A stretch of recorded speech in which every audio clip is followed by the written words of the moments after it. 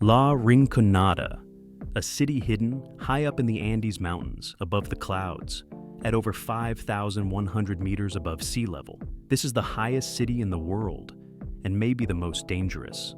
A place where the air is thin, the streets are filthy, and danger is everywhere. But why would anyone live here? One word: gold. This city feels like another planet. There's no proper law here. It's known as Peru's wild, lawless gold town. People say it's full of crime, human trafficking, kidnappings, and even dead bodies lying in the streets. The slums are stacked like Lego blocks on top of each other, and the cold is so sharp it cuts through your skin.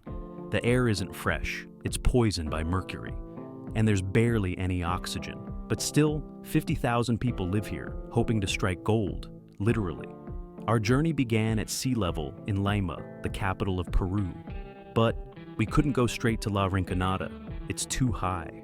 The body needs to adjust slowly, or you risk serious health problems. So our next stop was Puno, a city already 3,800 meters above sea level.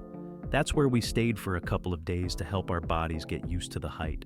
In Puno, coca leaves are everywhere. People in the Andes chew them to fight altitude sickness. These leaves are even used to make cocaine. That's how powerful they are. We were also told not to eat or drink anything once we reached La Rinconada, so we stocked up on food and water in Puno. The lakes in La Rinconada are beautiful, but they're deadly. They're contaminated with mercury.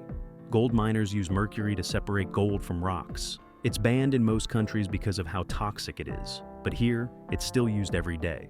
We checked our oxygen levels in Puno. At 3,800 meters, they were already at 85%.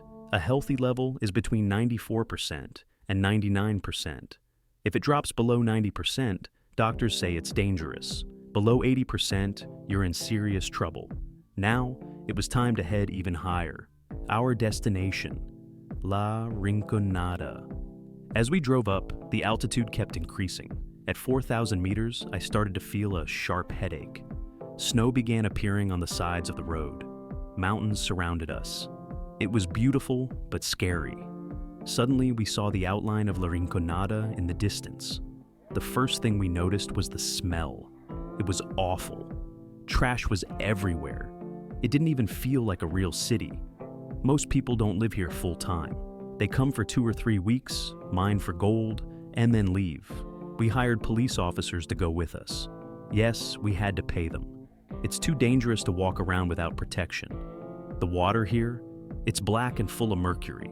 You'd think the air would be clean in the mountains. It's not. The mercury pollutes everything: air, water, even people's bodies. You can see it in the lakes. The water looks like silver. It reflects like a mirror. It's beautiful, but it's deadly. There are hotels everywhere, not because tourists come here, but because thousands of people arrive every month to try their luck in the gold mines.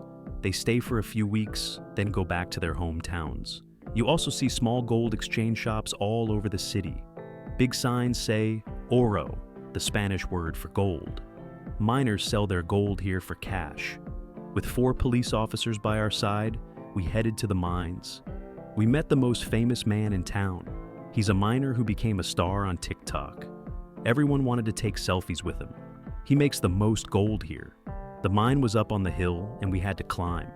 It was tough. The air was so thin, it was hard to breathe. The city has no sewage system.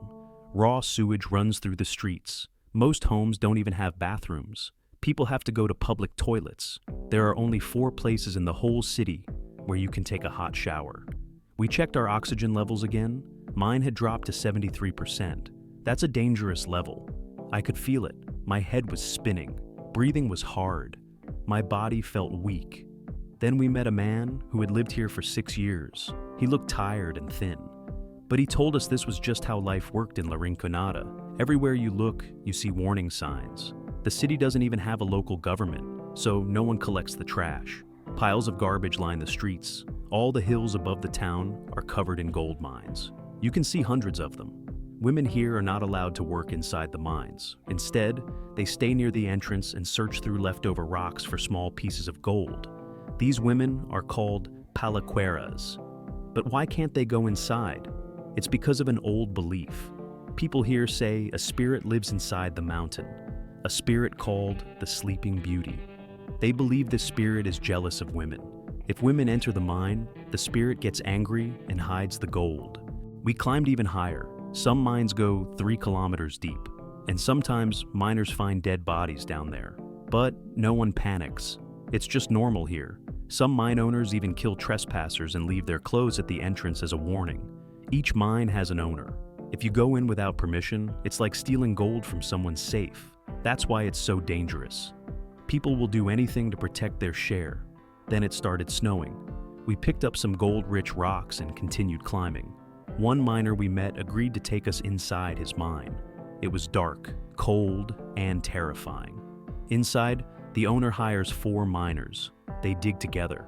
Whatever they find, they split 50-50 with the owner. If they're lucky, they make around 50 grams of gold per week. That's about $3,000. Finding gold is like finding treasure. You can see it in their faces. The moment they see that shimmer, it's like they won the lottery. When the miners return, the city welcomes them like heroes. The whole town celebrates. They risk their lives every day, and people respect that. Before sunset, we visited a gold shop. A miner sold 9 grams of gold, worth around $700. The shop melted it down right there. It was amazing to watch. Let's talk about the air here. At high altitudes, the air pressure is low. That means even though oxygen makes up 21% of the air, your lungs can't pull in enough of it. Air density is 50% less than in normal cities. That's why we struggle to breathe. Your lungs and heart have to work overtime. We checked into our hotel for the night. No heating, just freezing cold. At night, the city changes. It gets even more dangerous. Locals say there are more than 100 armed men hiding in the mountains. One of the most heartbreaking things here is the trafficking of underage girls. They're lured in with promises of good jobs. But once they arrive, their IDs are taken, and they're held as prisoners. It's a terrifying reality. I tried to sleep, but it was way too cold. My body was shaking. I wrapped myself in everything I had, still freezing. The next day, we dressed as miners and went back up to the mountain. In this city, experience doesn't matter. Finding gold is all about luck.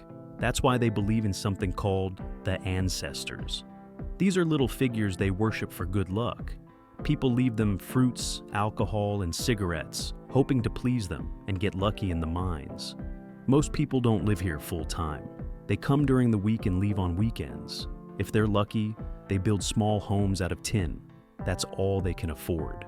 There's only one small clinic in the entire city. No real hospitals. If you get sick or injured in the mines, you're on your own. After spending time with the miners, we were done. It was time to leave. I couldn't wait to get out of this place. My body was exhausted, my mind even more. This place is not for the weak. It's not a city, it's a survival zone. But for many, it's their only shot at a better life. They risk everything for gold. And that was our 24 hours in the world's highest and most dangerous city.